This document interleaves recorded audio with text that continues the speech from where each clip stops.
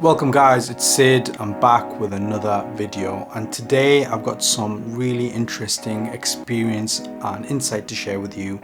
Today I'm going to talk about a recent interview experience that I did with First Abu Dhabi Bank. So without any delay, let's make a start.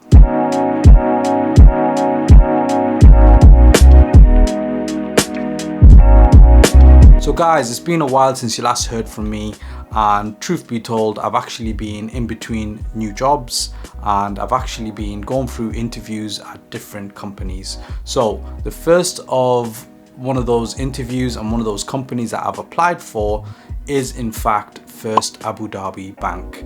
This is a bank also known as FAB, or FAB for short, is the largest bank in the United Arab Emirates. So for some time now, I've been thinking about potentially moving abroad and continuing my career abroad. And one of those countries that I considered was the United Arab Emirates. Because I've worked for a number of years in banking, it seemed natural for me to therefore apply for banks across foreign countries and foreign markets. So FAB, what can I tell you? FAB are the largest bank in the United Arab Emirates. Many of you will be more familiar with two of the biggest cities in the United Arab Emirates, Dubai and Abu Dhabi. Now, both of these cities are highly up and coming. They've seen huge growth in recent years and they are on a very positive trajectory in terms of economic prosperity, regional wealth, and a lot of business and affluence. Now, both these cities are known for their international appeal. We've seen a huge influx of people moving to the region in recent years, driven by a number of global economic factors, but mostly people wanting to pursue a better way of living, a better way of life, quality of life in the United Arab Emirates. So FAB are a local Arab bank, not a Western bank, and they are regulated locally by the UAE government. And they in fact trade in a number of business areas, a number of banking areas if you like. So one of them is in retail banking, also known as consumer banking. They offer current accounts, savings accounts, they offer loans, they offer payment cards, they even offer mortgages. And the other two areas of their bank include commercial banking, whereby they offer business accounts for companies and also trade finance product for people who are transacting with businesses in the region. And they also do a bit of investment banking as well through a subsidiary. It's important to know these areas because you will inevitably be working in one of those areas in the bank. So any role you apply at FAB will be more or less involved with one of those divisions of the bank. Now, onto the role that I applied for. In fact, the level that I applied for is at a level known as AVP. Now, AVP is short for Assistant Vice President. There are a number of roles in banks and there are a number of roles that exist within FAB, and it's important to kind of understand what those are. Generally speaking, you start off at a analyst level, and then the next level would be an associate, and then the next level beyond that would be VP. Above VP is generally what is known as a SVP, which is also known as a Senior Vice President. And then above that, you'd have Director. Above Director, you'd then finally have Managing Director. Above Managing Director, you'd have the CEO of the bank itself. So AVP role is generally considered a mid-level management role, and that was the level of the role that I applied for. Now, the role itself is sat within a central finance team, and it is a MI role. MI is short for Management Information or Management Intelligence. There are other similar acronyms and similar terms, BI being one of them, similar to the word Power BI. Business intelligence is another word that's commonly used in the industry and in banking as well. But the role is essentially someone who coordinates MI within the central finance team at FAB Bank. The role description goes into detail about managing dashboard reporting, giving and providing insights to senior stakeholders and various stakeholders in the bank. The role requires someone who's got a strong understanding of dashboards and business intelligence tools, and various skills including Python, SQL, Excel, Microsoft Office, and more or less how to manage and work with stakeholders when it comes to reporting and analytics. So it's very much a analytics role sat within a finance team. Now, this is nothing new. I've worked in a finance team before, so for me it seemed like a good fit.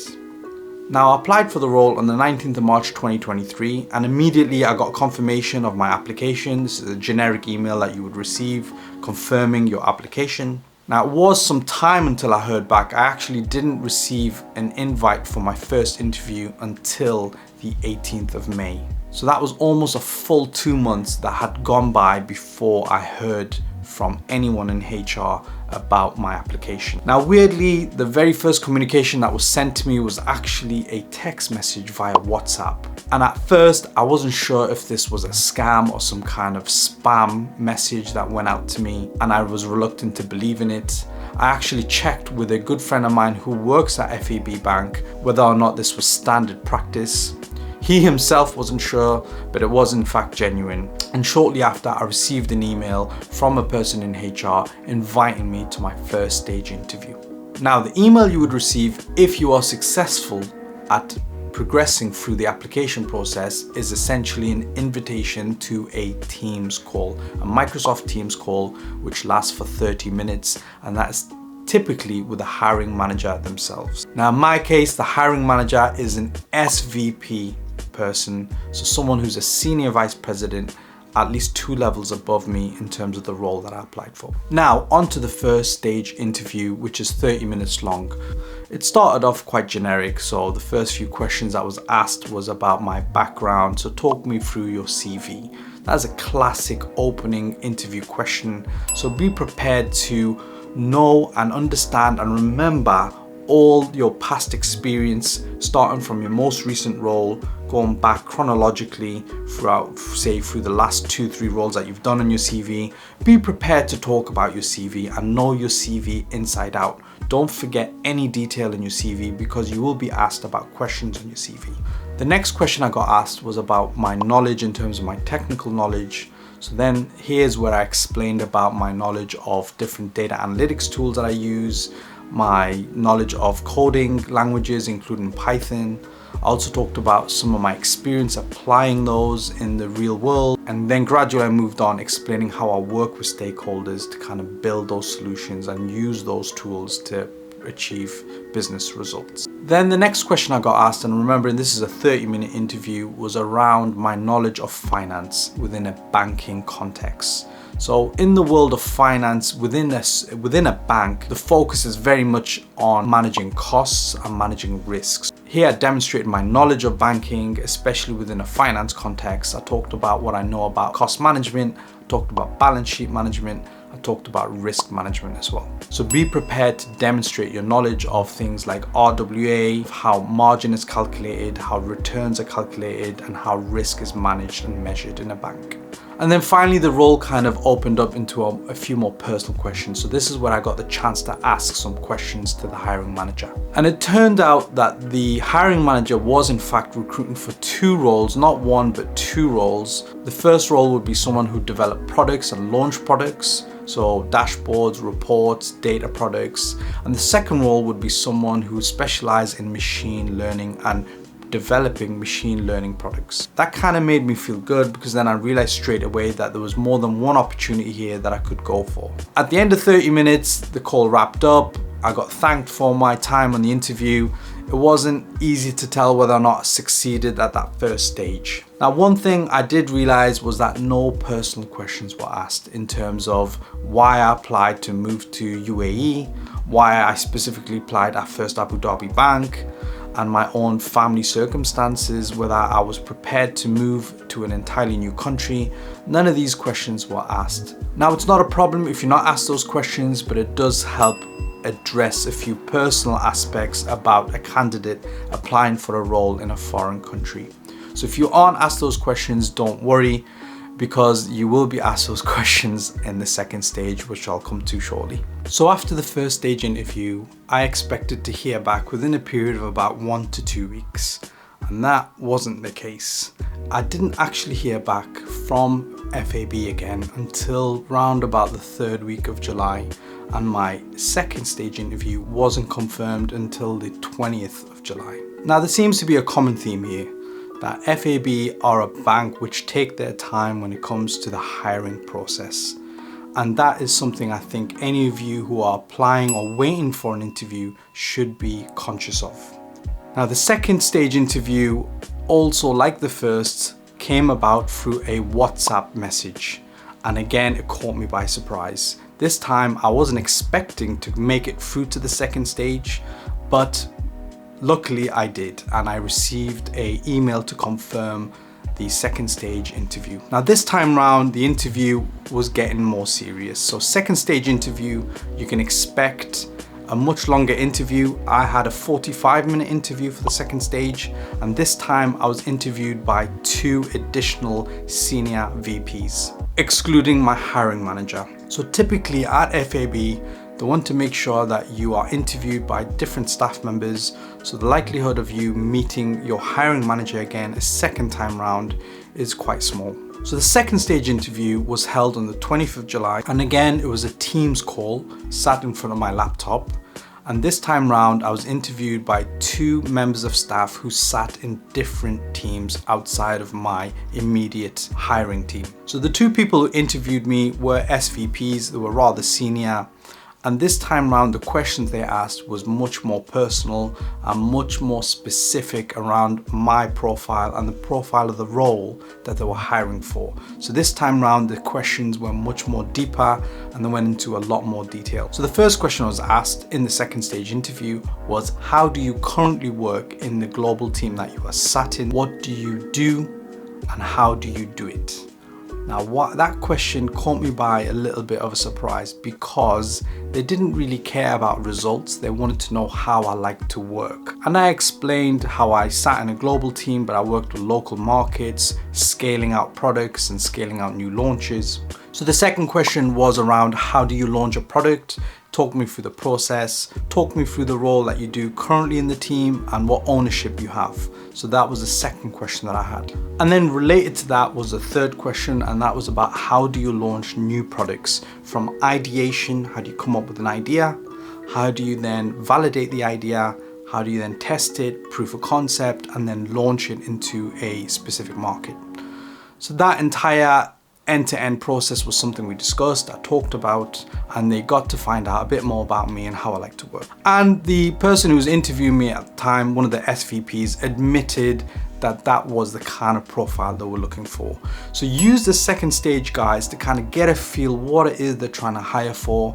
And although it may be very different to what you want, it gives you a good idea of whether or not you would fit in that role and you'd be a good fit for that role. It's important to know this because ultimately you need to perform well in any role that you're given. If you can't perform to the best of your ability, you're going to struggle. So it's important to make sure that the role is right for you. And then finally, the last few questions that were asked in my second stage interview, again, was about finance. So they knew that I had a lot of experience and knowledge when it comes to data analytics, when it comes to launching data products and working in data teams. But they wanted to know, do I understand how the bank makes money? So one of the questions asked was, how do you read a balance sheet?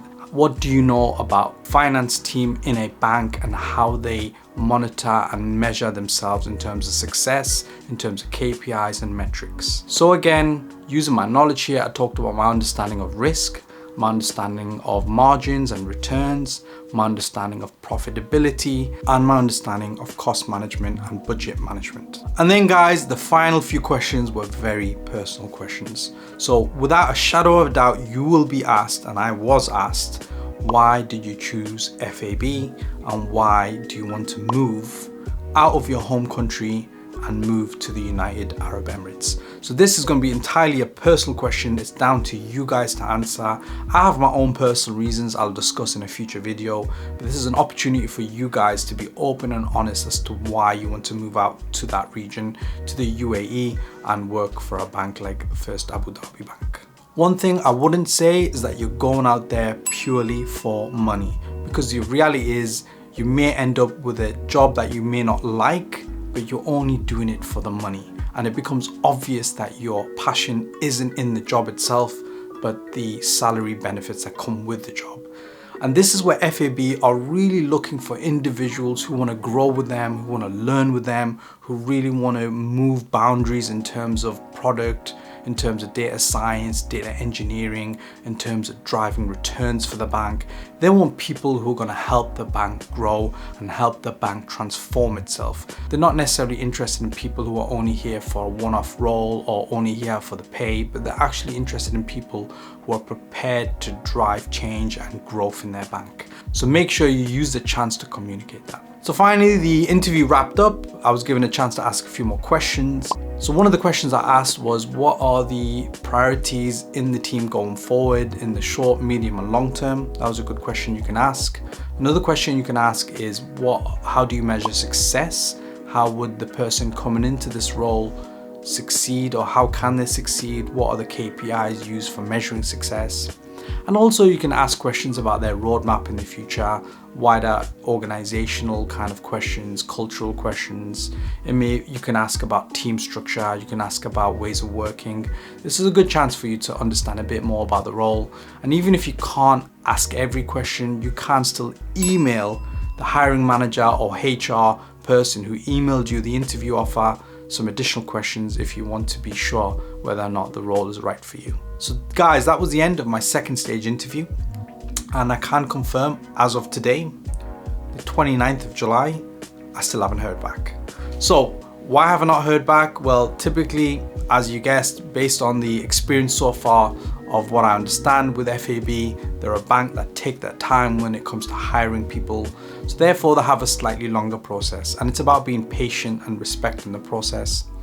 But most of all, with my particular circumstances, there's one more key important factor in all of this, and that is the fact that I was offered a role in between my first stage and second stage interview at another bank in the UK, given a more senior title and a more senior role.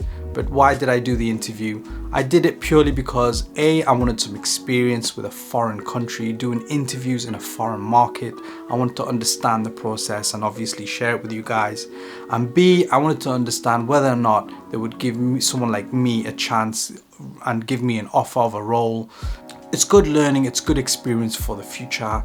So in terms of the interview, I've not yet heard back from FAB.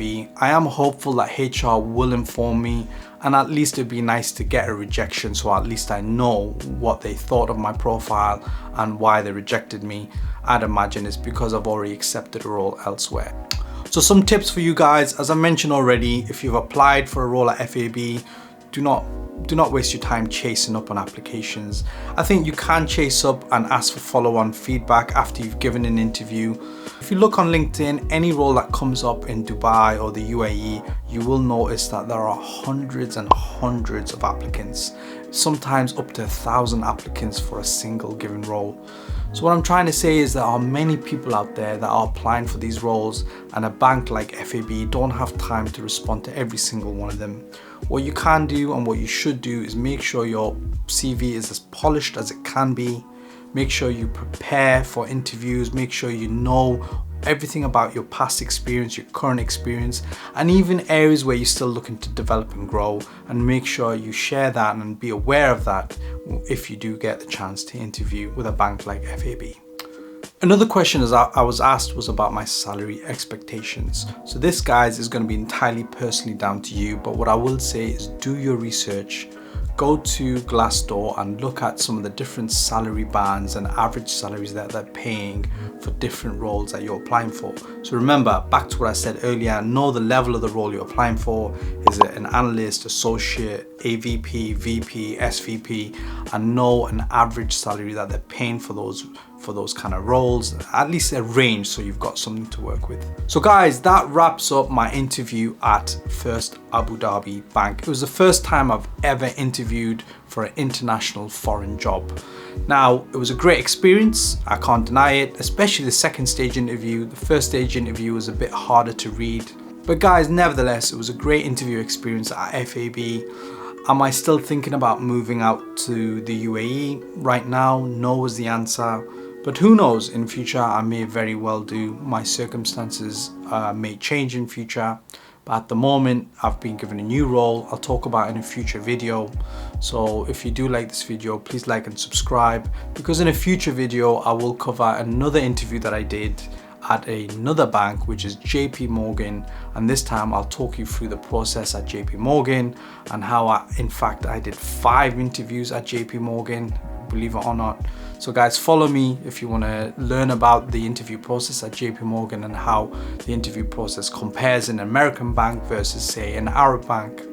But I hope you're able to learn from this video. I hope you can take something away from it, and I hope and wish you every success if you are applying for a role at FAB. I hope this interview serves you well and gives you an idea on what the interview process involves. Guys, thank you for watching, and as always, stay tuned. Do look out for more videos coming up very soon, and I wish you all the very best. Take care. Bye.